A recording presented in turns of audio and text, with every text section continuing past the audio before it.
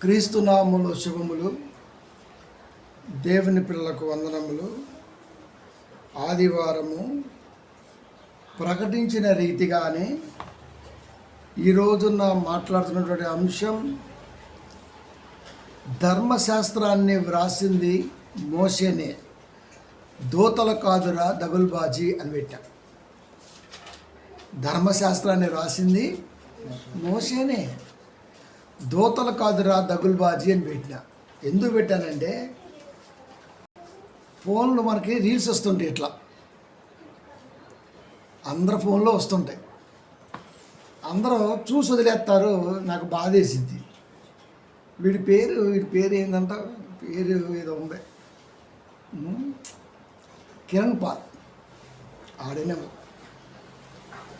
ఇది బీఓఈఓడు, బొత్తిగా బైబిల్ రాని బ్యాచ్ బీఓఈఓ అంటే. వీళ్ళకున్న కాన్సెప్ట్ ఏంటంటే, వీళ్ళే కాదులే, చాలామంది ఉన్నారు, వీళ్ళు ఎక్కువ ఓవర్ చేస్తుంటారు.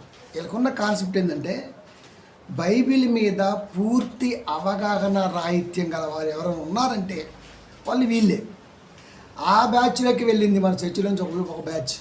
మనమే తరివేశాం. ఏంది, వీళ్ళు ఏం చెప్పినా సరే ప్రపంచం నమ్మిద్ది అనే ఒక మీమాంసలో బతికేస్తుంటారు. వీళ్ళకి ఏం రాదు. ఎందుకంటే నేను చెప్తే చూపిస్తా కదా. పోయిన వారం కూడా అదే చెప్పిన, అంతకుముందు అదే చెప్పిన, ఇప్పుడు కూడా అదే. మనకి నెట్ ఇక్కడ తక్కువ ఉంది. లేకపోతే ఈసారి ఏం మాట్లాడుతుండో గ్రూప్లో పెట్టినా. ఇదేమైనా వచ్చిద్దామో ట్రై చేద్దాం. మరి జియో నెట్ లోపల రావట్లేదు. సరే, ఇలాంటి ప్రాబ్లమ్స్ వస్తాయని మన గ్రూప్లో పెట్టినా. మరి మీరు చాలామంది చూశారు. వీళ్ళు ఏం బోధిస్తారంటే, వీడు ఎస్పెషల్లీ ఇలాంటి బ్యాచ్ ఏం బోధిస్తుందంటే, ధర్మశాస్త్రాన్ని రాసింది మోషే కాదు దోతలే అని చెప్పేశాడు. ధర్మశాస్త్రాన్ని 3 భాగాలుగా చేశాడు. మళ్ళా ఒకటేమో పాపకాండ ధర్మశాస్త్రం అంట, మరి అదేంటో నాకు తెలియట్లా. రెండోదేమో 10 ఆజ్ఞలు కల ధర్మశాస్త్రం అంట. మూడోది ఇంకేదో చెప్పాడు. ఇంకా వాళ్ళ ఇష్టం ఓటుకి ఎత్తుంది. ప్రవక్తలు రాసినటువంటి ఏదో చెప్పుకుంటూ వచ్చాడు. చెప్పుకుంటూ వచ్చి కొన్ని రెఫరెన్స్లు ఇచ్చాడు. చదువు అన్నాడు, చదువుతున్నాడు. క్రైస్తవుల్ని ఎవరన్నారో తెలియదు కానీ గొర్రెలని, నిజంగా గొర్రెలే. గొర్రె అంటే అర్థం ఏంటంటే, కర్ర పెట్టి ఒక దాన్ని దూకిచ్చి ఒక 2-3 దూకినాక కర్ర తీస్తే ఈ పిచ్చమందం చూసిన క్రైస్తవ విశ్వాస పిచ్చమంద, ఇవి వెనక ముందు చూడడం ఇంకా దూకుతూనే ఉంటాయి. కర్ర తీసినా సరే ఎగురుతూనే ఉంటాయి. కర్ర తీసినా ఎగురుతూనే ఉంటాయి. అందుకే గొర్రెలు అన్నారు. అది క్రీస్తు వారి కాన్సెప్ట్ వేరు. కనుక నిజంగా క్రైస్తవుల గొర్రెలే. కనుక ఏం చెప్పినా ఓకే, ఏం చెప్పినా ఓకే, ఏం చెప్పినా ఓకే. ఎప్పుడైనా సరే బైబిల్ని అర్థం చేసుకోవాలంటే వాడు నిజంగా దేవుని మనసు గుర్తెరిగిన వాడై ఉండాలి. అలా లేకపోతే బైబిల్ని అర్థం చేసుకోలేం. చాలామంది అక్షరాన్ని బట్టే చెప్తుంటారు బైబిల్ని. ఈ పదాన్ని మనకి రోమాపత్రికలో ఎప్పుడో చెప్పాడు దేవుడు. 8వ అధ్యాయం కదా, జాగ్రత్త అన్నమాట ఇవన్నీ బైబిల్లో. 7వ అధ్యాయము 6వ వచనము 3వ లైన్, మరియు ఆత్మానుసారమైన ప్రాచీన స్థితి గలవారము కాక, అక్షరానుసారమైన ప్రాచీన స్థితి గలవారము కాక, ఆత్మానుసారమైన నవీన స్థితి గలవారమై సేవ చేయుచున్నాము. అక్షరానుసారమైన ప్రాచీన స్థితి, అక్షరానుసారమైన ప్రాచీన స్థితి. అక్షరాన్ని బట్టి చెప్పేది ఏదన్నా ఉందంటే అది ప్రాతకాల పద్ధతి. అక్షరం ఏం చెప్పిద్ది? అక్షరం ఏం చెప్పిద్ది? ధర్మశాస్త్రం. ఒకళ్ళు అనుకుంటే అది ఏం చెబుతుంది? దేవుడి దగ్గరికి ఎలా రావాలి, ఎలా ఉండాలో నేర్పిస్తుంది. క్రొత్త నిబంధన ఏం చెబుతుంది? వచ్చిన నువ్వు ఇలా ఉంటేనే దేవుడు యాక్సెప్ట్ చేస్తాడని చెబుతుంది. ఈ రెండింటి మధ్య ఏమైనా ఉందంటే అది జ్ఞానం. అందుకే ఒక ముక్కలు తెలిసి పడేశాడు. అక్షరానుసారమైన ప్రాచీన స్థితి గలవారము కాక, ఆత్మానుసారమైన నవీన స్థితి గలవారమై సేవ చేయుచున్నాము. ఒక సేవకుడు ఆత్మానుసారమైన ఆలోచనతోనే సేవ చేయాలి. అది అక్కడ ఉంది, అది చదువు, ఎక్కడుంది చదువు, ఇది ఎక్కడుంది ఇక్కడుంది అంటారే, వాళ్ళంతా అక్షరానుసారమైన వాళ్ళే. ఇదంతా మనకెందుకు అనుకున్నారో ఏమో తెలియదు, కానీ ఆ శాలెముగా అంటే మిగతా వాళ్ళు ఏం తయారయ్యారంటే కథ చెప్పడం ప్రారంభించారు. ఒక ఆమె చెబుతుంది, మీరు వింటారు, గ్యాస్ బండ్ అయిపోతే ప్రార్థన చేస్తే గ్యాస్ బండ్ వచ్చిందంట ఇంట్లోకి. 935 రూపాయలు పెంచాడు ఇప్పుడు. ఇప్పుడు ఏమని ప్రార్థన వచ్చిందో చూద్దాం మరి. సో ఇట్లా రకరకాలుగా మాట్లాడటం, సోషల్ మీడియాలో పెట్టడం, చదువు సంధ్య లేని వాళ్ళు ఏం చేస్తున్నారయ్యా అంటే అదే వాక్యం అనుకుంటున్నారు, అదే దైవ ఆలోచన అనుకుంటున్నారు. అందుకనే చదువు అవసరం. బైబిల్ చెప్పాలంటే చదువు అవసరం. చదువు లేని వారు దేవునికి అవసరం, చదువుకున్నవాడు దేవుని పిల్లలు దేవుళ్ళు నిలబడటం కోసం అవసరం. కాబట్టి ఇప్పుడు ధర్మశాస్త్రాన్ని రాసింది ఎవరన్న కాన్సెప్ట్ మనం ఆలోచిద్దాం. చాలా కొన్ని రెఫరెన్స్లు ఎలా ఉంటాయి అంటే మనకి వాడు తీసుకున్నటువంటి మెయిన్ లీడ్ ఏంటంటే అపోస్తుల కార్యములు 7వ అధ్యాయంలో 51 నుంచి తీసుకున్నాడు. ఎవరో పాలు 51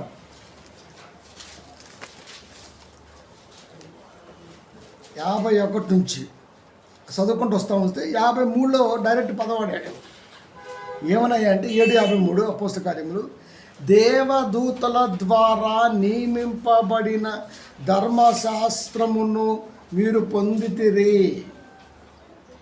అని మాట్లాడితే దాన్ని గైకొనం లేదు అని అక్కడే అన్నాడు ఆయన.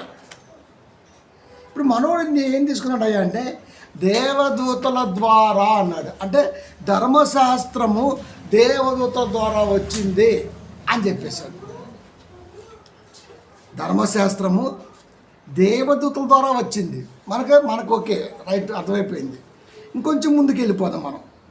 అక్కడ కూడా ఏమని ఉంది అంటే 3:19 గలతీ అపోస్తుడైన పౌలు గలతీ సంఘానికి ఉత్తరాన్ని రాస్తూ 3:19లో ఏమన్నాడు అంటే కొంచెం జరిగిన తర్వాత మధ్యవర్తి చేత దూతల ద్వారా నియమింపబడెను. మధ్యవర్తి చేత దూతల ద్వారా నియమింపబడెను. ధర్మశాస్త్రం అనేది మధ్యవర్తి చేత దూతల ద్వారా నియమింపబడింది అన్నాడు. ఇక్కడ ఒక పాయింట్ ఇచ్చాడు, మధ్యవర్తి చేత అని. ఇందాక 7:53లో డైరెక్ట్గా పదం వాడాడు, దూతల ద్వారా అని. ఇక్కడ ఏముంటాయా అంటే దూతల ద్వారా అదే పదాన్ని వాడి మనం ఆలోచించాలని మధ్యవర్తి చేత అన్నాడు. ఇది మనం బ్రాకెట్లో పెట్టుకుందాం. వాక్యాన్ని ఎప్పుడు కూడా క్షుణ్ణంగా చాలా జాగ్రత్తగా డీకోడ్ చేయాలి.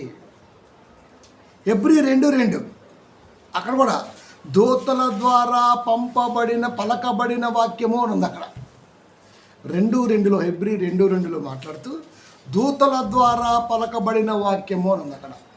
అంటే ఇలాంటి రెఫరెన్స్లు కొన్ని తీసుకోవటం వల్ల ఏమనిపించిందయ్యా అంటే ధర్మశాస్త్రాన్ని రాసింది మోసే కాదు, దూతలే అని చెప్పేశారు. అంతే కదా, ధర్మశాస్త్రాన్ని రాసింది మోసే గారు కాదు, దూతలే. మరి ధర్మశాస్త్రాన్ని రాసింది మోసే అని ఇప్పుడు దాకా మనం విన్నాం కదా. మరి ఇక్కడేమో క్రొత్త నిబంధనకు వచ్చేసరికి మోసే గారు రాయలేదు, దూతలే రాశాయని. క్రొత్త నిబంధన అంటే పాత నిబంధనలో ఉన్న మాటలకి జ్ఞాన పరిపూర్ణతకి నిదర్శనంగా క్రొత్త నిబంధన మనం మాట్లాడుకుంటాం. కాబట్టి క్రొత్త నిబంధనలో చెప్పింది ఏంటయ్యా అంటే పాత నిబంధన బట్టి చూస్తే మోసే రాసినట్టుగా ఉన్నది. కానీ దాని అర్థం ఏంటయ్యా అంటే క్రొత్త నిబంధన కాలానికి వచ్చేసరికి అది మోసే కాదు, దూతలే రాయించినట్టుగా దేవుడు చెప్పాడు. కాబట్టి మోసే పాత్ర ఏదు లేదు అని ఈ కిరణపాల్ అనేవాడు కొత్త బోధన ఇచ్చాడు. చాలామంది గూంగొట్టారు, మరి బీవై కదా, మరి ఎప్పుడాంచో స్థాపించాడు, 40 ఏళ్ళు పైన అయింది, 50 ఏళ్ళు అవుతుంది, అక్కడక్కడ సంఘాలు ఉన్నాయి, వాళ్ళంతా వింటుంటారు. క్రైస్తవులు అంటే వింటమే అంతే. క్రైస్తవుడికి ఉన్నటువంటి మైనస్ పాయింట్ ఏంటంటే వినటమే. అందుకే మీరు ఇనువారు మాత్రమై ఉండి మిమ్మును మీరు మోసం చేసుకోవద్దు. వినువారు మాత్రమై ఉంటే ఎట్లా? ఇనువారు మాత్రమై ఉంటే ఎట్లా? దాన్ని అర్థం చేసుకోవాలి. అది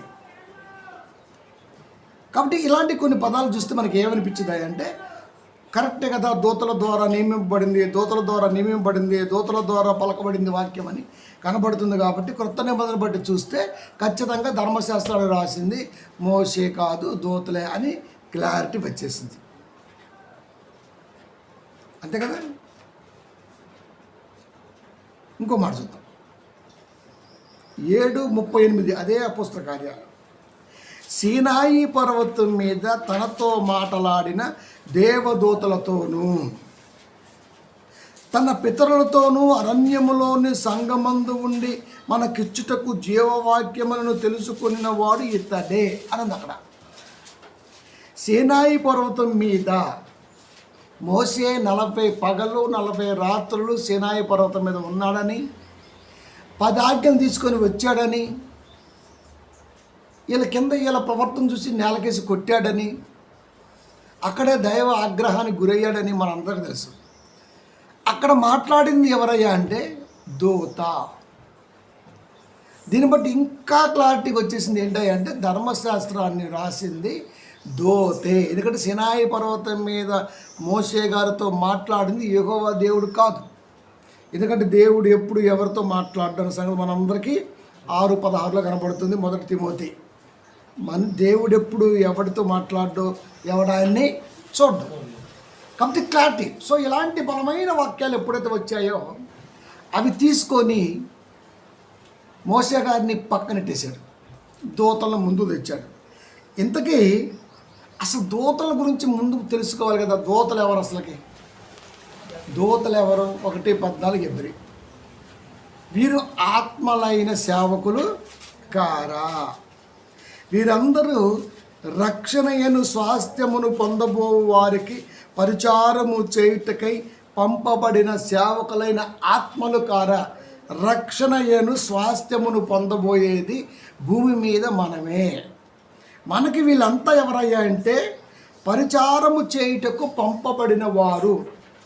పరిచారం అంటే దేవుని మాటను అందించటం కూడా పరిచార్యమే. అందుకనే దేవుడు తన దూతలకు చెబితే దూత తన పిల్లలకు చెప్పింది. దేవుడు తన దూతలకు చెబితే ఆ దూతలు తన పిల్లలైనటువంటి వారికి అనగా ప్రవక్తలకు చెప్పాయి. ఇప్పుడు దూతలు చెప్పినట్ట, దేవుడు చెప్పినట్ట? ఇక్కడ మనం క్లారిటీ తీసుకుంటూ వెళ్ళిపోవాలి. రైట్, చదువుకున్న భాగాన్ని బట్టి చూస్తుంటే దూతల ద్వారానే అన్నట్టుగా ఉంది. దానికి తప్పేం కాదు, దూతల ద్వారానే. ఇప్పుడు దూతలు ఎవరయ్యా అంటే దూత గురించి తెలియాలి కాబట్టి దూతలు ఎవరయ్యా అంటే దూతలు రక్షణ అయిన స్వాస్థ్యమును పొందబో వారికి అంటే క్రైస్తవులకి అంటే మనకి వీళ్ళు పరిచారము చేయడానికి వచ్చినటువంటి ఆత్మలైన సేవకులు. సేవకులైన ఆత్మలు కారా అన్నాడు. అంటే దూతలు ఆత్మలు. వాటి పని ఏంటయ్యా అంటే దేవుడు ఏం చెబితే అది తన పిల్లలైన మనకి అందిస్తవి. అంటే ప్రవక్తలకి దేవుని మాటలు అందిస్తవి. దేవుడు ఇలా చెప్పాడు, దేవుడు ఇలా అన్నాడు, దేవుడు ఇలా చెప్పాడు అని అందిస్తూ ఉంటే వీళ్ళు రాస్తూ ఉంటారు. ఇప్పుడు దేవుడు చెబితే రాశారా, దూతలు చెబితే రాశారా? దేవుడు చెబితేనే రాశారు. పరిశుద్ధాత్మ ప్రేరణతో రాయబడ్డది వీరు. ప్రవక్తలు అనేవారు పరిశుద్ధాత్మ ప్రేరణతో రాయబడ్డారు. ఆ ప్రేరణ దూతల ద్వారా అంటే పనిచేసే వారి ద్వారా చేయించుకున్నాం. ఇప్పుడు ఇల్లు కట్టింది ఎవరయ్యా అంటే ఇల్లు కట్టింది దానియేలు గారు అందాం, మేస్త్రి గారు కాబట్టి. కానీ దానియేలు గారు ఎవరో తెలియదు. ఈ ఇల్లు ఎవరిదా అంటే ఇల్లు అరుణ్ కుమార్ గారిది అంటారు. కట్టింది ఎవరు? దానియేలు గారు. కానీ మనమైనా సరేగా చూడండి, మన కొండలరావు గారి ఇల్లు ఎంత బాగుందో అంటాం. అది కొండలరావు గారి ఇల్లేనా అంట? కొండలరావు గారి ఇల్లే. మరి కట్టింది ఆయన కాదు కదా. ఇలా కట్టమని చెప్పింది ఆయన. కాబట్టి చెప్పిన వాడికి వర్తిస్తుంది, చేసిన వాడికి వర్తించదు. అది అతను ఉండటానికి ఎలా కావాలో నిర్ణయించుకొని ఒకరి ద్వారా చేయించుకున్నాడు. కాబట్టి ఇదంతా అతనిదే కాబట్టి అతను ఇటుక తీసి ఇలా పెట్టకపోయినా ఈ ఇల్లు నాదే, డాక్యుమెంట్ల మీద కూడా నా పేరే ఉంటుంది తప్ప మేస్త్రి గారి పేరు ఉండదు. అలా ఉంటే ఈ పాటికి దానియాల్ గారి పేరు మీద 100 ఇల్లు ఉంటారు. సేల్ డీడీలో 100 ఇల్లు ఉంటాయి. ఇది నాలెడ్జి. మనం కూడా అంతే, డబ్బులు ఇచ్చాడు కట్టే వెళ్ళిపోయి, మంద కాదు మనకి డబ్బు మనకి ఇచ్చాడు, ఇది నేను కట్టి మనం చెప్పుకుంటాం. ఇప్పుడు వెళ్ళేటప్పుడు ఆ ఇల్లు కట్టింది నేనే అంటాం. అంతేగాని ఆ ఇల్లు నాది అని అనం. మనం ఆ ఇల్లు కట్టింది నేను. ఎందుకంటే ఆ ఇల్లు చూపించి ఇంకొక ఇల్లు తెచ్చుకుంటాం మనం. అతను నచ్చిద్ది, లోపలికి చూద్దామా, బాగుంది రైట్, ఓకే. ఇంకొక ఇల్లు పొందటం కొరకు ఈ ఇల్లు చూపించుకుంటాం. అందుకే మనం వాడే పదము ఆ ఇల్లు కట్టింది నేను. ఆ ఇల్లు నాది కాదు, ఆ ఇల్లు ఆయనది, రెడ్డి గారిది, చౌదరి గారిది, బలానా ఆయనది. కట్టింది నేను. కట్టిన వాడికి స్వాస్థ్యం అవ్వదు. ఇలా కట్టాలి అని చెప్పిన వాడికి స్వాస్థ్యం. దేవుడు తన మనసులోని ఉద్దేశాన్ని తన పిల్లలకు ఇలా చెప్పు అన్నప్పుడు ఆ దూతలు ఆ ప్రవక్తలకి ఆ మధ్యవర్తిగా ఉన్నటువంటి మనుషులకి అందించినవి తప్ప దూతలకు ఏమాత్రం సంబంధం ఉండదు. ఎక్కడ కూడా ఏ దూత అయినా ఇది నాది అని చెప్పుకోవాలి. First point cut. దూతల ద్వారా వచ్చింది, అది దూతల ద్వారా వచ్చింది. ఈ మేస్త్రి ఎక్కడ దొరికారా అంటే అదేనండి, మనోడు ఒకడు ఉన్నాడు హోటల్లో, వాడు చెప్పాడండి, ఆయన ద్వారా ఈయన పేరు సిఫార్సు చేయబడింది, ఈయన బాగా కడతాడు ఆయన ద్వారా. అంటే మనం ఎంక్వైరీ చేస్తున్నాం. ఒక ప్రాపర్టీని కట్టుకోవాలి, ఎవరు మంచి మేస్త్రి ఉన్నారా అని ఎంక్వైరీ చేస్తున్నాం. కాబట్టి పలానా ఏ అనేవాడి ద్వారా పలానా మేస్త్రి అనే ఆయన దొరికాడు, ఆయన ద్వారా. కనుక తన పిల్లలకు కావలసినటువంటి ఇన్ఫర్మేషన్ని దూతల ద్వారా, ప్రవక్తలైనటువంటి వారి ద్వారా దేవుడు రాయించుకున్నాడు. కాబట్టి this property belongs to profits, వాళ్ళకే వెళ్ళిద్ది. అంతేగాని ఆ దూతలకు ఏంజిల్స్కి వెళ్ళవు. ఇది తెలియాలి మనకి. కాబట్టి సీనాయి పర్వతం మీద తనతో మాట్లాడిన దేవదూతతోనూ, దేవదూత మోషేతో మాట్లాడిన సంగతి అందరికీ తెలుసు. కానీ దేవదూతని దేవుడు పంపి తన ఉద్దేశాన్ని తన పిల్లలైనటువంటి వారికి తెలియజెప్పే పనిలో వాడబడినటువంటి అస్త్రమే దూత. దేవుడు ఆజ్ఞలేని దూత వచ్చి మాట్లాడిద్దా అంటే మాట్లాడుతుంది, దానికి ఏం తెలియదు. అది మన పితరులతోనూ అరణ్యములోని సంగమందు ఉండి, మన పితరులతో మాట్లాడింది కూడా దూతలే, అరణ్యంలో సంగమందు ఉండి మాట్లాడింది కూడా దూతలే. అరణ్యంలో సంఘం అంటే మోసే నడిపిస్తున్న కాల్బలం. అందుకే ఎలా నడిపించాలో మోసే వెళ్ళి ప్రార్థన చేసేవాడు. ఎలా నడిపించాలో, నీళ్ళు కావాలన్నా ప్రార్థన చేశాడు, మన్నా గొడవలన్నా ప్రార్థన చేశాడు. ప్రతీది కూడా అదే సంఘంగా చెప్తున్నాడు దేవుడు. అరణ్యములోని సంగమందు ఉండి మనకిచ్చుటకు జీవాహారమును తీసుకొనిన వాడు ఇతడే. మనకిచ్చుటకు జీవాహారమును తీసుకొనిన వాడు ఇతడే. జీవాహారం అంటే క్రీస్తు చెప్పిన మాట, నేనే జీవాహారమును. 1వ అధ్యాయంలో స్పష్టంగా 10-14 వచనాల్లో స్పష్టంగా కనపడింది యోహాను సువార్త. జీవాహారమును నేనే. జీవాహారం అనగా వాక్యము. కనుక సీనాయి పర్వతం మీద దేవదూతల ద్వారా అరణ్యములో సంగములో ఉన్నవారికి ఇవ్వటానికి వాక్యాన్ని మోషే గారు పొందుకున్నారు అని స్పష్టంగా చెప్పడం జరిగింది. చెప్పాడు. ఇక్కడ ఇంకొంచెం క్లూ ఇచ్చాడు. జీవాహారమును, జీవవాక్యమును. జీవవాక్యం అంటే యేసుక్రీస్తు వారు అంటే వాక్యము. ఇంతకీ మోసే రాయలేదా దేవదూతల ద్వారా నియమింపబడిన ధర్మశాస్త్రము ఇచ్చుటకు అన్నాడు. దేవదూతలు రాసి ఇచ్చిన ధర్మశాస్త్రము అని బైబిల్లో ఉండదు. అంటే తెలుగు పదాలు ఎంత గొప్పవి అంటే మహానుభావులు మనకి పెంగళ వెంకయ్య గారు కానివ్వండి, లేకపోతే మన ముందున్నటువంటి భావితరాల భవిష్యత్తుకి పునాది వేసినటువంటి వారు కానివ్వండి, వాళ్ళంతా చెప్పిన మాట ఏంటంటే దేశ భాషలందు తెలుగు లెస్స. లెస్స అంటే ఘనమైనది. తెలుగులో ఉన్నటువంటి బైబిల్ని అర్థం చేసుకోవాలంటే చాలా కష్టం. ఒకడు నాకు కామెంట్ పెట్టాడు, ఎప్పుడైనా నా పోస్టర్లు మీరు చాలా జాగ్రత్తగా చూడాలి, ఎందుకంటే చాలామంది బుర్రతక్కువలు బయటపడుతుంటారు నా పోస్టర్లు. ఇవాళ పెట్టిన పోస్టర్ కూడా అబ్జర్వేషన్ చేస్తే గ్రౌండ్ వర్క్ అనేది ఒక కొత్త ఆలోచనతో పెట్టిన. స్టేటస్ ఎవరైనా చూసింటే చదివితత్వం అవ్వాలి. GROUND గ్రౌండ్, కానీ నేనేం పెట్టాను అంటే GRUND అని పెట్టాను. చాలామంది బుడబొక్కలు బయలుదేరుతారు, వాళ్ళని పట్టడం కొరకు ఏం చేస్తుంటా. నా ఫేస్బుక్లో కూడా పాస్టర్ PASTOR మత బోధకుడు, కానీ నాకేముంటుంది అంటే PASTER పాస్టర్. సురకలేసేవాడు. పరిజ్ఞానం అనేది ఎలా ఉంటుందంటే ఎదుటి వాడిని పట్టాలి, మరి వాడు ఎంత ఎదో తెలియాలి కాబట్టి. అందుకే నేనేం పెట్టినా అది పెట్టినా. ఒకడేం చేశాడు, గ్రౌండ్ అంటే అర్థం అది కాదన్న ప్రమాసారం అని పెట్టిండు. నేను ఊరుకుంటున్నా, నాకు అసలుకే తెక్కెక్కువ. ఎవడు దొరుకుతురా అని చూస్తుంటా ఊరక నేను. అప్పుడు చెప్పిన, అరే అవలే, GROUND గ్రౌండ్ అంటే ఇంగ్లీష్ వర్డు, GRUND అంటే గ్రౌండ్ అంటే జర్మనీ పదము. అసలు నీకు జర్మనీ కూడా తెలియదు కదరా. పుష్పలో ఖాళీగా ఉంటాం ఎందుకంటే 40 రోజుల పాటు ట్రక్కులో ఉండి జర్మన్ భాష నేర్చుకుని వెళ్ళాడు.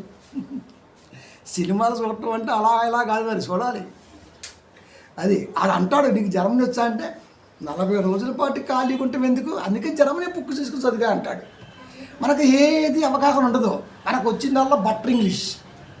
అది అది ఎట్టుంటుందయ్యా అంటే అది యూరప్దో యూకేదో మరొకటో తెలియదు మనకి. తప్ప శ్వాస మాట్లాడుతుంటాం, అన్నీ హెచ్చులే. GRUND గ్రౌండ్ మీరు ఇంటికి వెళ్ళి చూడండి, జర్మన్ పోడు అది. జర్మన్ వర్డ్ని ఇంగ్లీష్ ట్రాన్స్లేషన్ పెట్టేసిన. బైబిల్ కూడా జర్మన్ వర్డే కదా అది. అప్పుడు అబ్బా కొట్టావు కదా దెబ్బ, మరి అంతే ఉంటుంది. మనతో పెట్టుకుంటే నీ అబ్బా అంటారు అంతే. కాబట్టి ఈయన పెట్టిందంటే దీని వెనకాల ఏదో ఉండుంటుంది నాయన, మనకెందుకని మూసుకోవాలి తప్ప. పుసుక్కుని గెలికామనుకో కోత మొదలైద్ది అది. కాబట్టి ప్రియమైన దేవుని పిల్లారా, అక్షర పరిజ్ఞానం కావాలి. చదువు ఏముందంటే ఏ సవటైన చదువుతాడు, ఏ ఎదవైనా చదువుతాడు చదువు. కానీ చదువుకున్న దాన్ని అర్థం చేసుకున్నవాడు మాత్రమే గొప్పడవుతాడు. అది చదువు విలువ తెలిసిన వాడే గొప్పడవుతాడు. ఉద్యోగం కోసం చదువు ఏముందండి, ఏ 5,000 10,000 50,000 ఇచ్చినప్పుడు సర్టిఫికెట్లు వస్తాయి, అన్ని ఫేక్ సర్టిఫికెట్లు ఉంటాయి. ఈరోజు లాయర్లు జడ్జీలు ఉన్నారు. కర్నూలు దగ్గర ధర్మవరం మొత్తం 90% జడ్జీలు మొత్తం వాళ్ళే ఉన్నారు, లాయర్లు మొత్తం వాళ్ళే ఉన్నారు. దీన్ని బట్టి మనకి ఏమర్థం అవుతుంది, అక్షర పరిజ్ఞానం లేకపోవటం.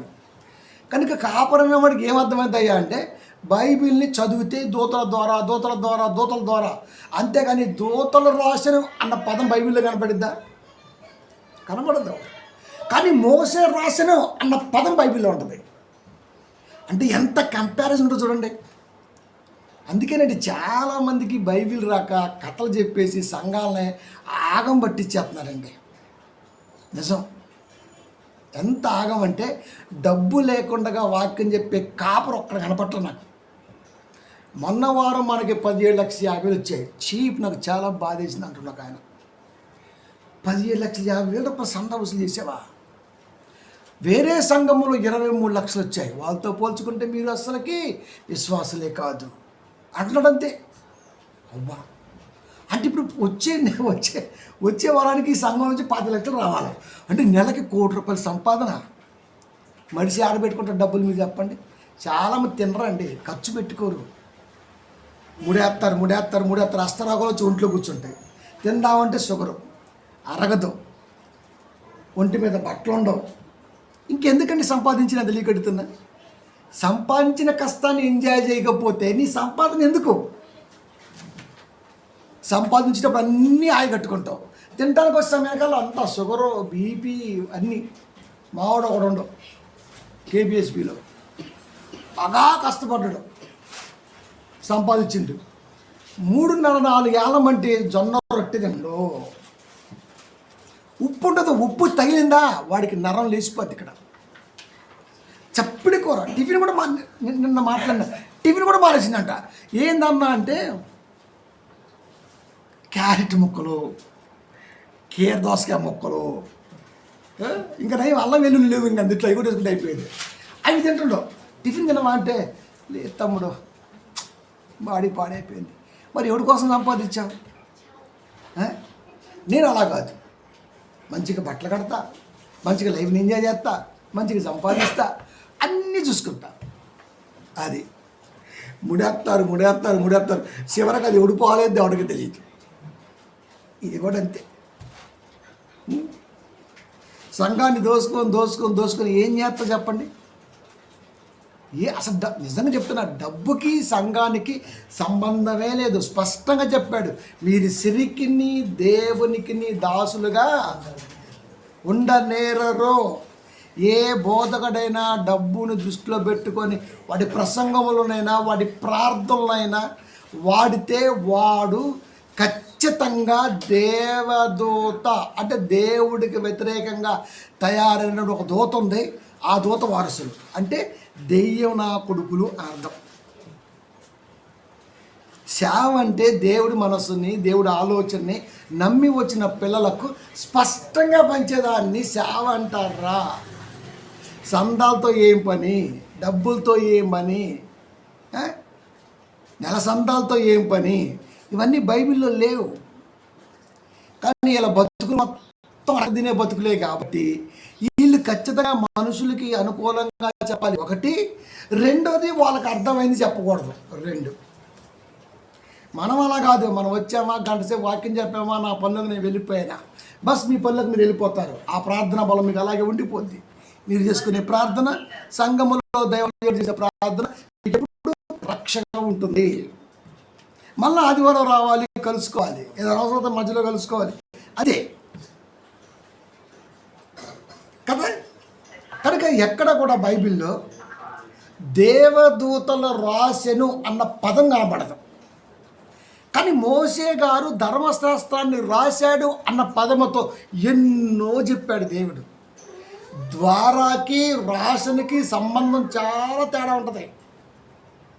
అది రాసెను ద్వారా చాలా ఉంటుంది. అది చూద్దామా ఇప్పుడు. ఇందాక మనం 7:53 అపోస్తల కార్యములు, 3:19 గలతీ, 2:2 హెబ్రీ, 7:38 అపోస్తల కార్యాలు, ఇలాంటివి ఎన్ని చూసుకున్నా అక్కడ దేవదూతల ద్వారా అని ఉంటుంది. అది ఇక దేవదూతల ద్వారా పలకబడిన అంటే 1 తిమోతి 6:16లో ఏ నరుడు దేవుణ్ణి చూడడు, దేవుణ్ణి చూడనేరడు, దేవుడు డైరెక్ట్గా నరులతో మాట్లాడు కాబట్టి దూతలు పలికెను అనే పదం చేశాడు. కానీ అదే దేవుడు మోషేని ముందు పెట్టి ధర్మశాస్త్రాన్ని రాసింది మోషేనే అయిపోయాడు. ఇప్పుడు కూడా మీరు చాలామంది చూడండి, ఈరోజు మనకు ఓటు హక్కు వచ్చిందంటే లండన్ కేంబ్రిడ్జ్లో జరిగినటువంటి డాక్టర్ భీమ్రావ్ అంబేద్కర్ ద్వారానే.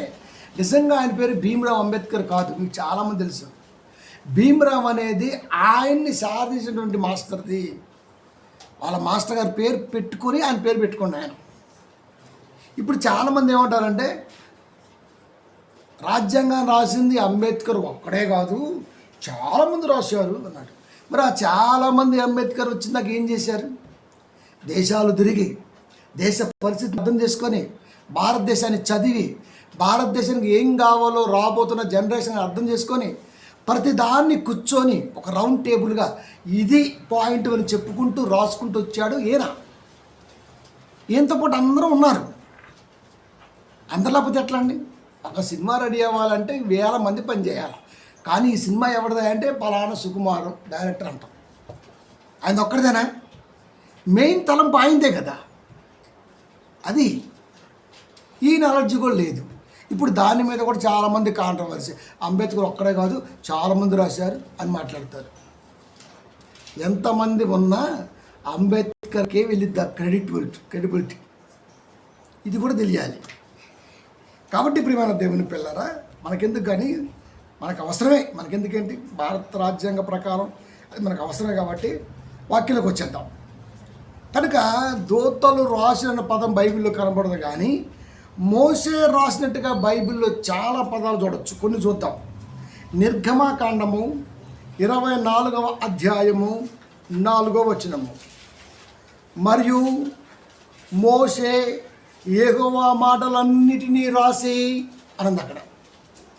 24:4 నిర్గమాకాండము, ఆదికాండము, నిర్గమాకాండము, లేవీకాండము, సంఖ్యాకాండము, ద్వితోపదేశకాండం అని ఈ పంచకాండాలు ధర్మశాస్త్రంగా పిలువబడుతున్నప్పుడు ఈ ధర్మశాస్త్రాన్ని రాసింది మోషేనే అని దేవదూతలు ద్వారా పలకబడినటువంటి ఆ మోషేకి ఇచ్చిన ఘనత ఏదైనా ఉందంటే అది ఇదే.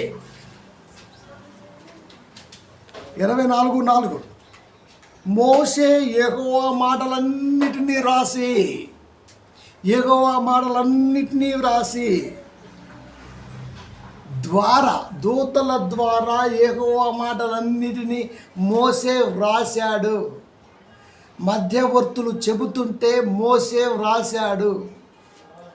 దూతల ద్వారా నియమింపబడిన ధర్మశాస్త్రము మోషే ద్వారా రాయబడింది.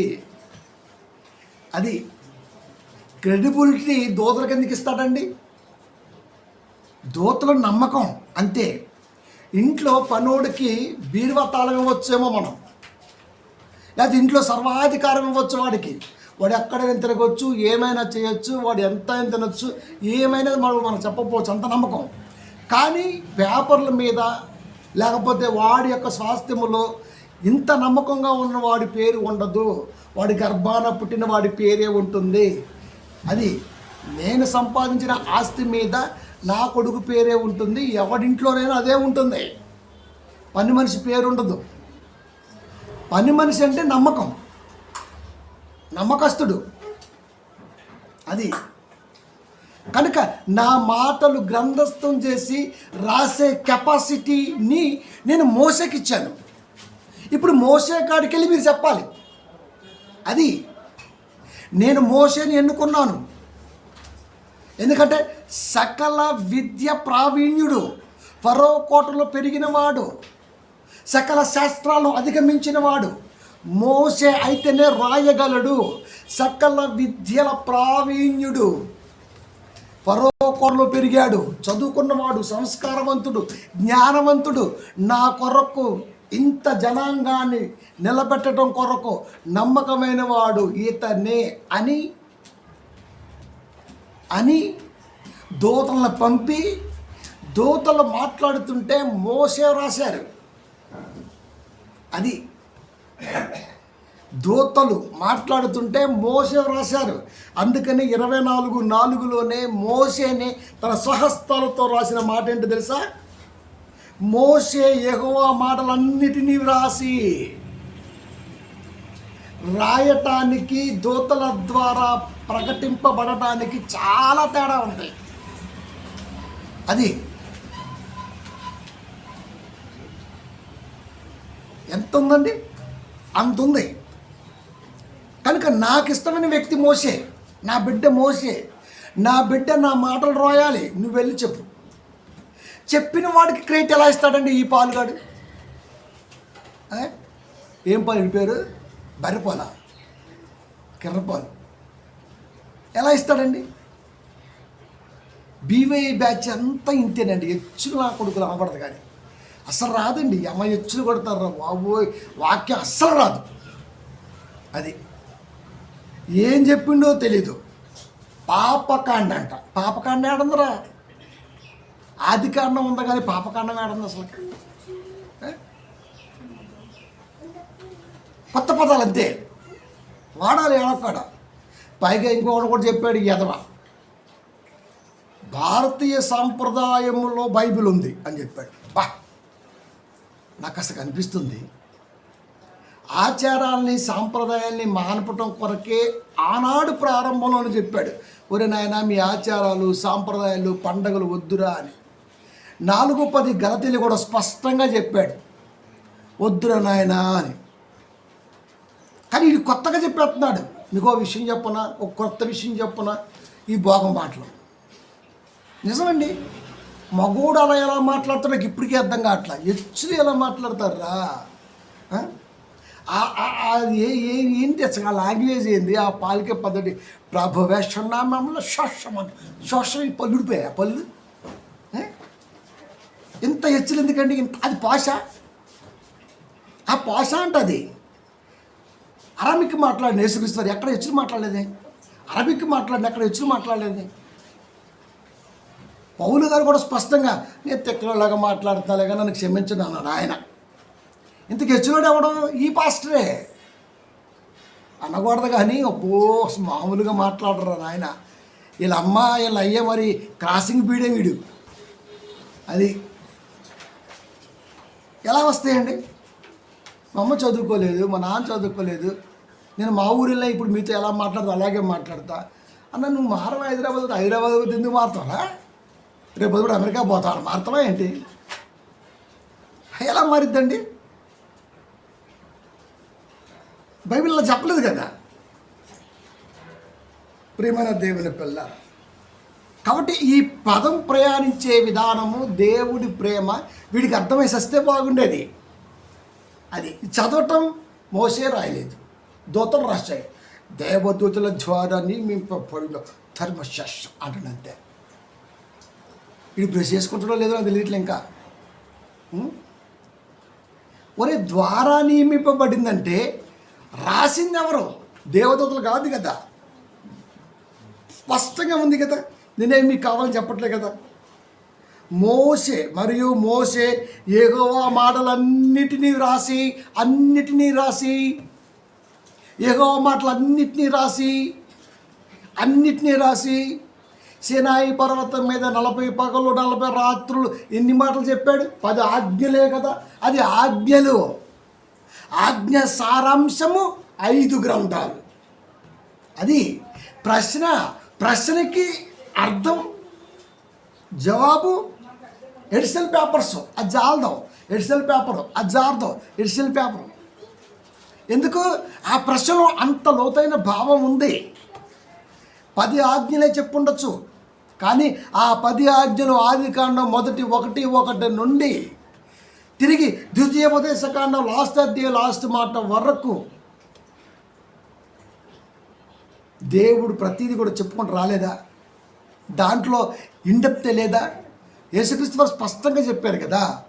ధర్మశాస్త్రం అంతయు ఒక్క పంచకాండాలే కాదు సుమా, ఆది కాండము నుండి మలాకి వరకు ఇంచుమించుగా 39 మంది ప్రవక్తలు రాయబడ్డ ప్రతి మాట ఎలా ఉంది తెలుసా?